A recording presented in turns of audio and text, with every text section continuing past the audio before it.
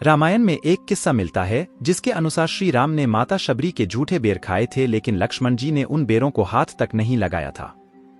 माना जाता है कि शबरी के उसी बेर के कारण लक्ष्मण जी के प्राण बचे थे। रामायण में इस बात का उल्लेख मिलता है कि श्री राम ने माता शबरी के भक्तिभाव में खोकर उनके झूठे बेर खाए थे, लेकिन गौर करने वाली बात यह है कि लक्ष्मण जी को माता शबरी का श्री राम के प्रति यह भाव भाया नहीं था। इस घटना से वह इतने क्रोधित हो गए थे कि उन्होंने श्री राम की आज्ञा भी न मानी। रामायण के अनुसार शबरी माता जब श्री राम को अपने झूठे बेर खिला रही थीं, तब श्री राम ने उन बेरों को बड़े ही प्रेम से खाया था और लक्ष्मण जी से बात करने के दौरान उन बेरों को माता सीता द्वारा बनाए गए अनगिनत मिष्ठानों से भी मीठा बताया था। यह सुन लक्ष्मण जी विचलित हो उठे थे कि उनकी माता समान भाभी के लिए श्री राम ऐसा कह रहे हैं। इसलिए लक्ष्मण जी ने गुस्से में उन बेरों को हाथ तक नहीं लगाया था, लेकिन जब श्री राम ने लक्ष्मण जी से बेर खाने को कहा तो उन्होंने एक बेर श्री राम के हाथों से लिया और उनकी नजरों से बचाकर इतनी दूर फेंक दिया कि वह बेर द्रोणगिरी पर्वत पर जा गिरा।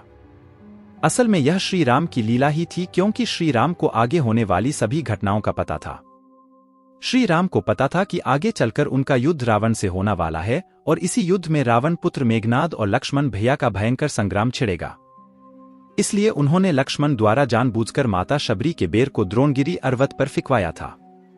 दरअसल माता शबरी का यही बेर श्री राम की महिमा से द्रोणगिरी पर्वत पर संजीवनी बूटी बन गया था। इसी संजीवनी बूटी को हनुमान जी तब लेने पहुंचे थे जब मेघनाद से युद्ध के दौरान शक्ति लगने के कारण लक्ष्मण जी मूर्छित हो गए थे और उनके प्राण संकट में आ गए थे।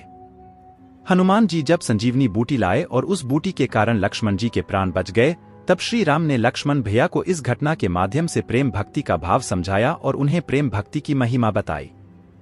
तो इस कारण से श्री राम के कहने पर भी लक्ष्मण ने नहीं खाए थे शबरी के झूठे बेर।